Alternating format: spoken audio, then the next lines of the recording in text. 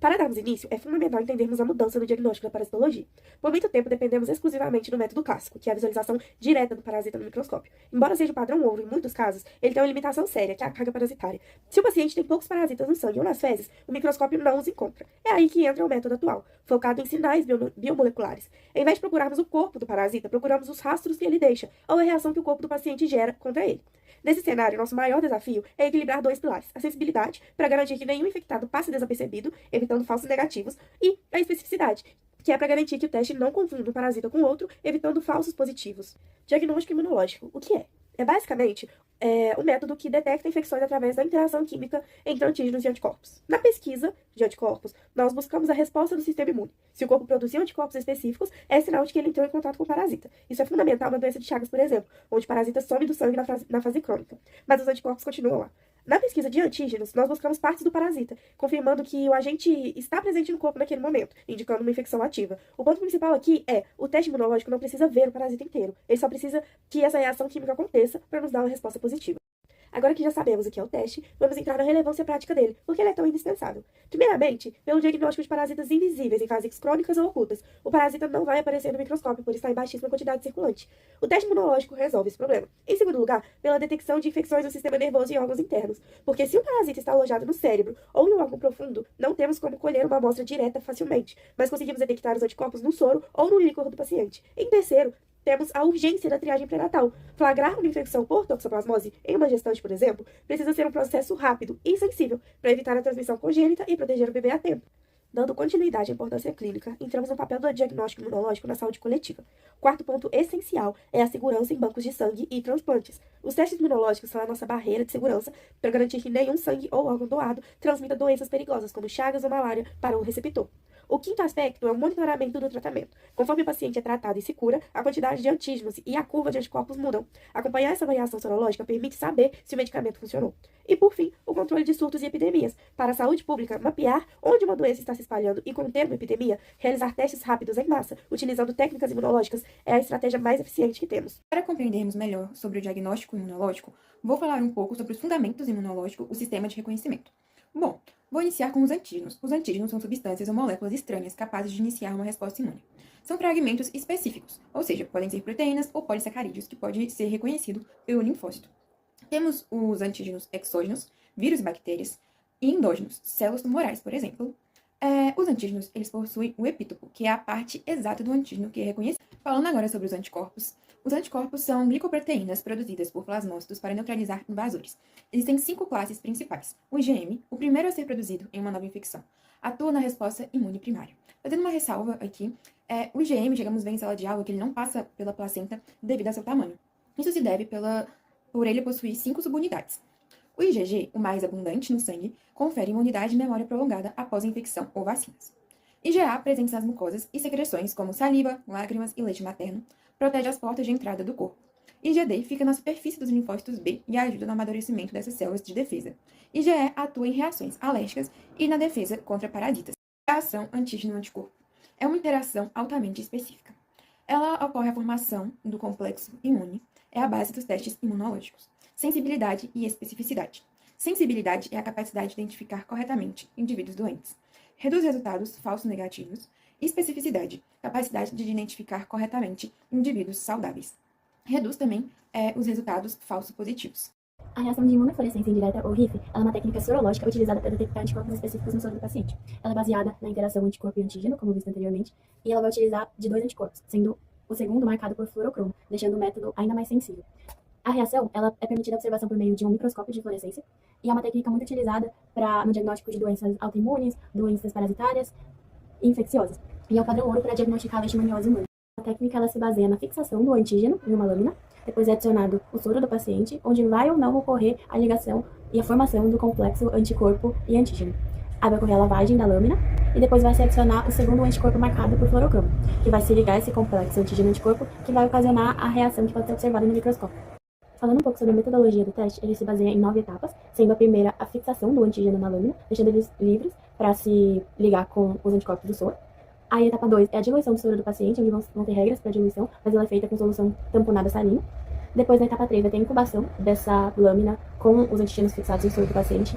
a uma câmara úmida, mais ou menos 30 minutos a 37 graus, onde vai ocorrer ou não a ligação dos anticorpos do paciente com os antígenos fixados. Na etapa 4, a lavagem da lâmina para se certificar de que só estejam presentes os anticorpos ligados aos antígenos. Na etapa 5, a adição do segundo anticorpo marcado por fluorocromo. Então, esse anticorpo ele vai reconhecer a região FC do anticorpo do paciente e vai se ligar a ele. Depois, há uma segunda incubação e uma segunda lavagem. Na etapa 8, tem-se a montagem da lâmina e é importante utilizar um meio de montagem, como o glicerol tamponado, para preservar a fluoresceína e impedir que ela se degrade. Na etapa 9, a gente tem a leitura no microscópio de fluorescência, podendo utilizar luz ultravioleta ou luz azul. Então, se há fluorescência, a observação da fluorescência, significa que há anticorpos específicos, então o resultado é positivo. Se não houver fluorescência, significa que não há anticorpos específicos, então o resultado é negativo. Como a gente pode observar na imagem abaixo, o resultado é positivo. A da RIF, ela é utilizada na detecção de anticorpos contra agentes como, por exemplo, a Leishmania spp, a Toxoplasma gondii, o Trypanosoma cruzi, que são agentes causadores das doenças de leishmaniose, toxoplasmose e doença de Chagas, respectivamente, além de outras doenças também. Além disso, a RIF ela pode ser empregada em estudos epidemiológicos para monitorar a circulação de agentes em populações humanas e animais, ou seja, ela vai estar monitorando se há um aumento ou uma diminuição dos agentes em determinadas populações.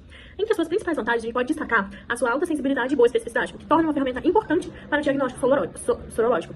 E uma outra vantagem é a possibilidade de determinar os chamados títulos de anticorpos, que permitem estimar a quantidade desses anticorpos presentes na amostra.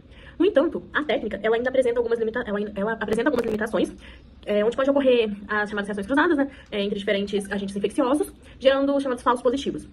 E, além disso, a RIF requer equipamentos específicos, como o microscópio de fluorescência e profissionais treinados para sua correta execução e interpretação de resultados. Em relação aos resultados, a presença de fluorescência indica um resultado positivo, como mostrado na imagem A, onde é um resultado positivo, né, já que é a presença da fluorescência, e a sua ausência, que nem na imagem B, indica um resultado negativo.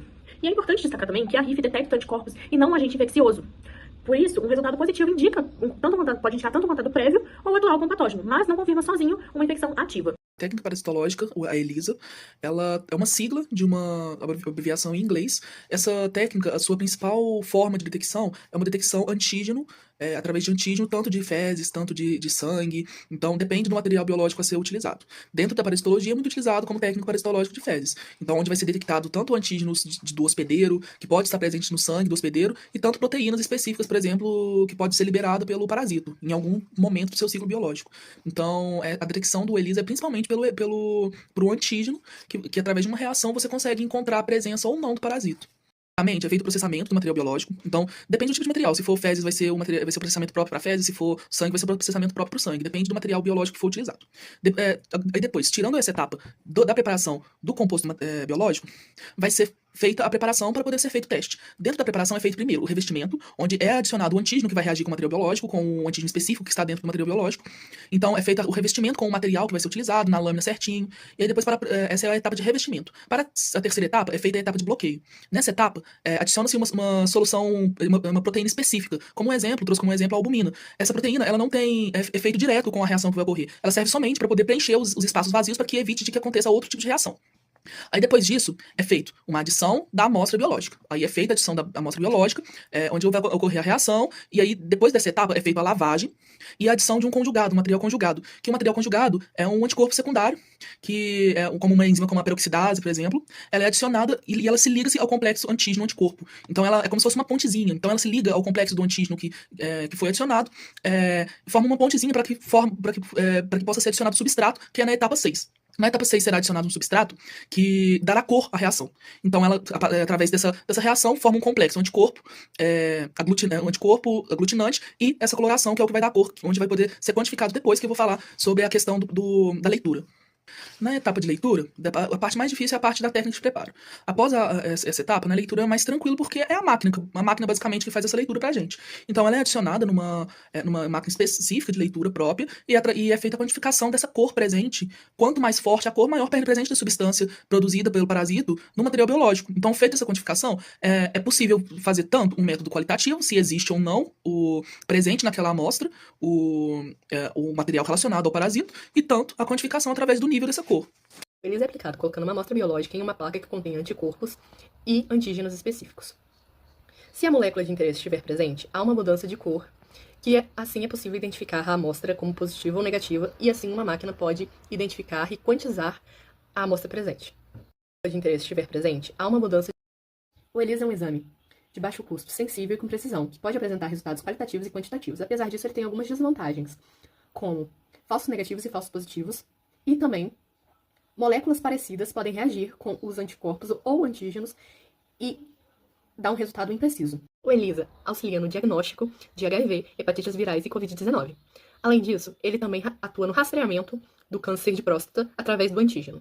Ele também pode ser usado em casos de alergias e doenças infecciosas, como, por exemplo, doenças de Chagas ou então toxoplasmose. Bom, agora eu vou falar um pouco sobre a hemaglutinação, que é uma técnica imunológica bastante utilizada no diagnóstico laboratorial e que possui grande importância na parasitologia. A hemaglutinação, ela baseia-se na capacidade que os antígenos ou anticorpos possuem de promover a aglutinação das hemácias, ou seja, o agrupamento dessas células. Do ponto de vista imunológico, a reação ocorre devido à interação específica entre o antígeno do parasita e o anticorpo presente no soro do paciente. Quando essa ligação acontece, forma-se um complexo, chamado de antígeno-anticorpo, levando à aglutinação visível das hemácias. As hemácias, elas funcionam como partículas carreadoras, então elas permitem que a reação seja observada visualmente sem necessidade de equipamentos que são muito complexos. Essa técnica ela é muito utilizada principalmente porque várias parasitoses elas apresentam baixa carga parasitária ou fases que são assintomáticas, o que dificulta a visualização direta do parasita em exames convencionais. Por isso, os métodos imunológicos, eles acabam sendo muito importantes para auxiliar no diagnóstico. Bom, existem diferentes tipos de hemaglutinação. Na hemaglutinação direta, o antígeno já está naturalmente presente na superfície das hemácias, né? O exemplo mais clássico que a gente tem é a tipagem sanguínea do sistema BO. Já na hemaglutinação direta, que é também chamada de passiva, as hemácias elas são revestidas artificialmente com antígenos parasitários. Então, assim, quando adicionamos o soro do paciente, caso existam ali anticorpos específicos, ocorrerá a aglutinação. Agora eu vou falar um pouquinho sobre a metodologia e aplicações. A metodologia da hemaglutinação ela é considerada relativamente simples, rápida e com baixo custo. Primeiramente, ocorre a preparação das hemácias, né, que podem ser naturais ou previamente sensibilizadas, com antígenos do parasito. Depois é adicionado o soro do paciente, que pode conter ali anticorpos específicos contra aquele parasita. Então, a mistura, ela permanece em incubação por um período controlado para permitir a formação dos chamados complexos imunes. Quando a reação ela é positiva, as hemácias elas formam uma espécie de rede ou agregado visível no posto da placa. Já quando o resultado é negativo, as hemácias elas sedimentam no fundo, formando um botão eritrocitário. A leitura basicamente é visual, né, o que torna a técnica ali mais acessível para laboratórios que têm uma menor infraestrutura. As principais técnicas imunológicas utilizadas dentro da parasitologia e pra gente observar, né, diferenças importantes ali entre RIFA, ELISA e a hemaglutinação. A RIFA, como já foi falado anteriormente, ou reação de imunofluorescência indireta, ela vai utilizar anticorpos que são marcados com fluorocromos e a leitura é realizada em microscópio de fluorescência. Ela é uma técnica que é altamente específica e bastante sensível, né, muito utilizada ali em doenças como leishmaniose, toxoplasmose e doença de Chagas. Entretanto, comparado com as outras, ela possui um custo mais elevado. Ela depende de equipamentos mais específicos e profissionais treinados para interpretar os resultados. Já a ELISA, ela utiliza enzimas que estão ligadas aos anticorpos ou antígenos, produzindo ali uma reação colorimétrica detectável. Ela é considerada um dos métodos mais utilizados atualmente porque ela apresenta uma alta sensibilidade e ela tem uma possibilidade de automação e análise simultânea de muitas amostras. Então, por isso, ela é amplamente utilizada em laboratórios clínicos e bancos de sangue. Já a hemaglutinação, ela destaca-se pela sua simplicidade, rapidez, baixo custo. Apesar de possuir uma menor sensibilidade, né, comparado à ELISA, ela ainda é muito importante em triagens serológicas e em locais com menor infraestrutura laboratorial. Em conclusão, o diagnóstico imunológico ele é uma ferramenta de grande importância na parasitologia, pois ele permite identificar infecções por meio da detecção, né, de antígenos ou de anticorpos que são produzidos pelo próprio organismo. Então, durante, né, a apresentação, nós vimos que técnicas como ELISA, RIF, hemaglutinação,